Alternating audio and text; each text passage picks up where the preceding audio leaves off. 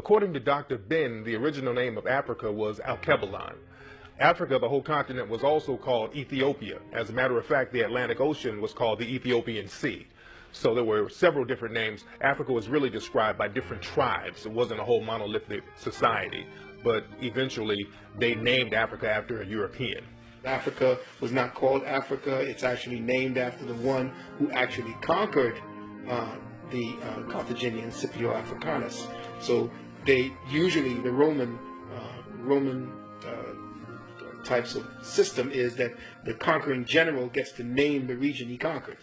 He gets his name to be placed on that region. So Scipio Africanus is they named a certain terrain after him. So everybody says, well, let's call it Africa or Africanus. But if you look to Dr. Ben's work, you find that it was called Kush, and you find it was called Alkebulan. It had many names: Ethiopia, which is essentially Greek, but the whole continent was once known as Ethiopia. It's terrible, about just where math came from. All of the pictures that they've shown out of Africa, they've never really educated the Americans, white or black, about what really goes on in Africa, what some of the cities are really like. And that we're not running around over there with Tarzan, and when they show anything from Africa, even down to today, they pick the worst scenes, the most terrible situations, and they show those. But we have a proud history. But of course, what we did in Egypt 5,000 years ago, or what we did in China 35,000 years ago, is of no benefit if we don't understand what to do today and how that would help us to survive. We discovered the clock. We did discover the wheel. Black man has never been a caveman. You've never been in a cave. There's no history of it. You've ever been in a cave. We discovered mathematics and the alphabet and writing and all of those great things that they have built a foundation on, that they came and got and took back to other countries. We don't know what Africa would be like without the white influence. We don't know what it would be like without the Rockefellers and De Beers and all of them. We don't know what Africa would have been like. We do know that there were greater places in Africa other than Egypt, which is the only one they let us know about. Concurrently and simultaneously during the Pyramid Age, there are great things happening in West Africa. But we very seldom. There are nations known as Dar-Tichit. Dar-Tichit would geographically presently be located where Ghana is. We had the Nap culture, which is where we today would call Nigeria. We have the Monomotapa Empire in what today we call Zimbabwe. There are over 300 stone structures in southern Africa. And then you have that great structure in the great Zimbabwe that shows a direct relationship to the Grand Lodge of Luxor in Egypt. You have Puanit, which is in today's Somalia, Ethiopia. You have the Kush empires that are simultaneously happening. When Hatshepsut, the great Pharaoh king, although she was a woman, she was a Pharaoh king, sitting on the throne of Kemet, her cousin sits on the throne of Puanit, or what we call Somalia. There are great things happening historically across the African continent. You have the kingdoms of Kuba and Luba in Central Africa.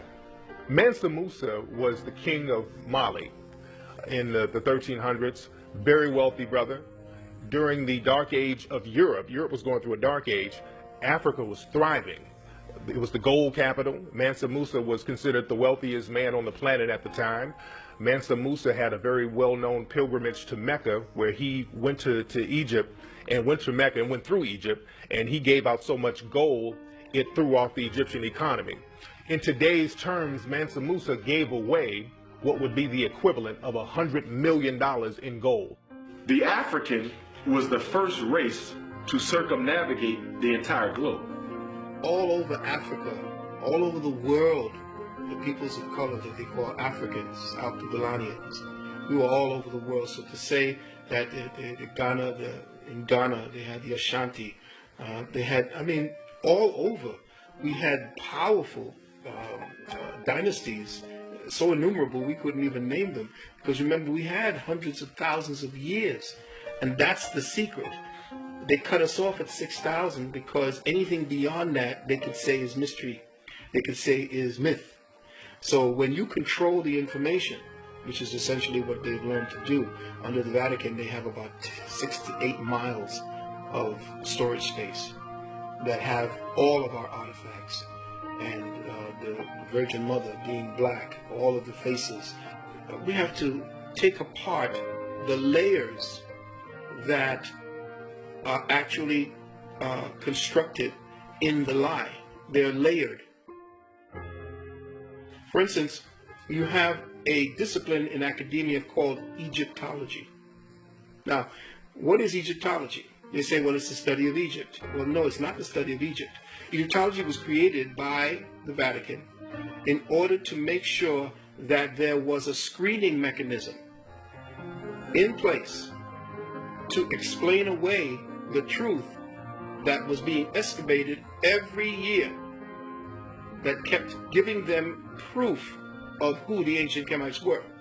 So Egyptology and Egyptologists are essentially agents of this information. Where else do you see a society, a people, and a way of life actually become a science? Unless you have specific purposes to make sure that the information that you are gathering on those people are given the proper perspectives to maintain the lie. So you don't get an Americology, you don't get Europology, you don't get Russiaology. Richard Pryor, right? When he had his special back in 1977, there's a scene. They only allowed him to do 5 shows. In fact, they were rather ignorant because it took them 5 shows to realize what the brother was really doing. Richard Pryor, there's a scene where he goes in to the pyramids, and he is carrying the bags of the archaeologists and the anthropologists who are of European descent. And they're talking amongst themselves about what this find is and its importance, the greatness of it.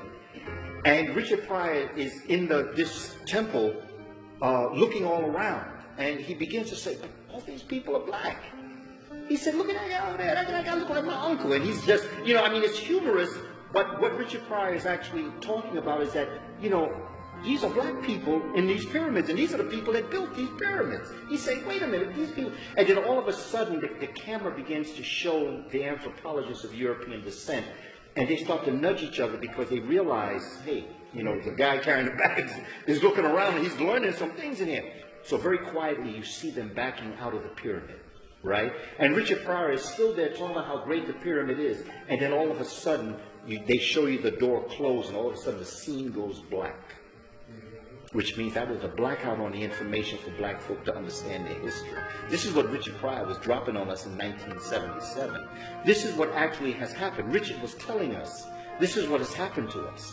Because as you become conscious, and brother becomes conscious, and as a community we become conscious, the Europeans who know this are beginning to realize. So they're trying to shut the door on us.